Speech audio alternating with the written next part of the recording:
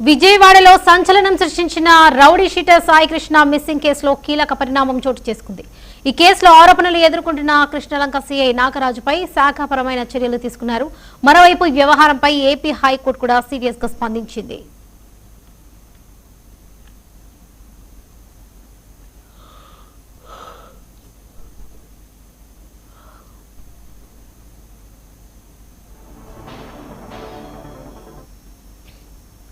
Rowdy sheeter Sai Krishna అదృశ్యమైన కేసులో Krishnalanka CI నాగార్జునను we are కు పంపిస్తూ విజయవాడ పోలీస్ కమిషనర్ ఉత్తర్వులు జారీ చేశారు. సాయి కృష్ణ మిస్సింగ్ వ్యవహారంలో సీఐ పాత్రపై ఆరోపణలు రావడంతో ఈ నిర్ణయం తీసుకున్నట్లుగా తెలుస్తుంది. రౌడీ షీటర్ సాయి కృష్ణ మే 10 నుంచి కనిపించకుండా పోయాడు. అయితే అదే రోజు మార్కాపురం నుంచి సాయి కృష్ణను పోలీసులు తీసుకువెళ్లారని, అనంతరం ఎన్కౌంటర్ చేశారని కుటుంబ సభ్యులు తీవ్ర ఆరోపణలు చేస్తున్నారు. ఈ ఘటనపై పూర్తి స్థాయి విచారణ జరపాలని వారు డిమాండ్ చేస్తున్నారు.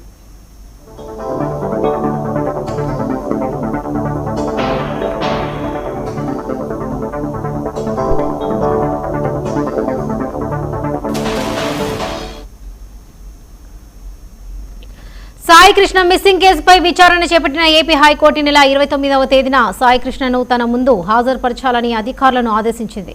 ఈ ఆదేశాలతో కేసు మరింత ప్రాధాన్యం సంతరించుకుంది. మే 10న తమ కుమారుడిని తీసుకువెళ్లారని, అప్పటి నుంచి కనిపించడం లేదని వాపోయారు.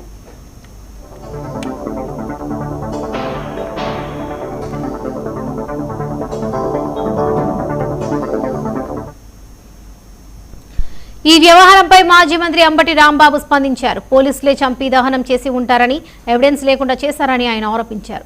పోలీసులు చేసింది దారుణమని విమర్శించారు అంబటి రాంబాబు. చంద్రబాబు ఇంటికి అతి సమీపంలోనే ఇంత దారుణం జరిగితే ఎవరు స్పందించలేదని మండిపడ్డారు.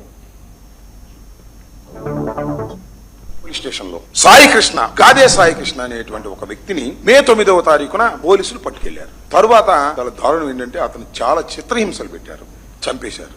చంపేశారా, ప్రమాదవశాత్తు చనిపోయాడా, అది పోలీసులకి తెలుసు.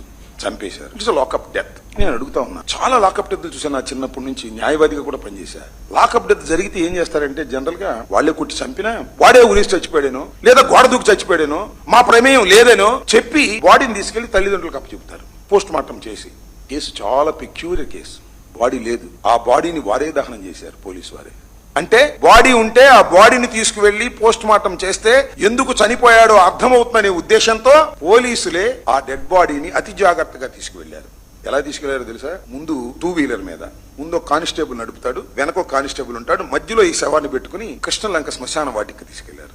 అర్ధరాత్రి పూట శుభ్రంగా దహనం చేసి బూడి చేసేశారు. అంటే ఎవిడెన్స్ కూడా లేకుండా చేశారు. శభాష్, ఆ సీఐ నాగరాజ్ అంట. ఏంటి దారుణం? ఇప్పుడన్నా విన్నారా మీరు? డెత్తుల వరకు విన్నాం, కానీ లాకప్ డెత్ జరిగిన తర్వాత ఆ శవాన్ని కూడా దహనం చేసి ఎవిడెన్స్ లేకుండా చేసేటటువంటి ఒక దుర్మార్గమైనటువంటి పాలన ఇవాళ రాష్ట్రంలో జరుగుతుంది, రాజధానిలో జరుగుతుంది. చంద్రబాబు నాయుడు గారి ఇంటికి అతి సమీపంలో ఇంత దారుణం జరిగితే ఇవాళ ఏం చెప్తారంటే ఆ గాదే సాయి కృష్ణ క్రిమినల్ అట, యాంటీ సోషల్ ఎలిమెంట్ అంట. అయితే అవ్వచ్చు, అయితే చంపేస్తారా? పోలీస్ స్టేషన్ తీసుకెళ్తారా? కోర్టులో ప్రొడ్యూస్ చేయరా?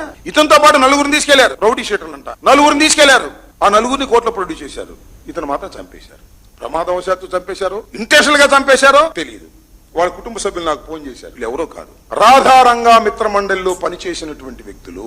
ఇంకొక మాట కూడా చెప్తా, మాకేమి మా పార్టీ వాళ్ళు కూడా కాదు. వీళ్ళ మేనమామ, ఆయన పేరు నాగేశ్వరరావు, ముల్లపూడి నాగేశ్వరరావు, నన్ను చాలా సార్లు దూషించాడు. ఎందుకు దూషించాడు తెలుసా? నేను పవన్ కళ్యాణ్ గారికి వ్యతిరేకంగా మాట్లాడుతున్నానని నన్ను దూషించాడు. వాళ్ళ మేనలుడే, వాళ్ళ చెల్లెలు కొడుకు గాదే విజయలక్ష్మి గారి కుమారుడు తీసుకువెళ్లి దారుణంగా కొట్టి చంపి శ్మశాన వాటికలో దహనం చేసి ఊడిది కూడా ఇవ్వడానికి వీల్లేదనేటువంటి పద్ధతుల్లో వ్యవహరించారే. ఈ సమాజం ఎక్కడికి వెళ్తుందని అడుగుతా ఉన్నా.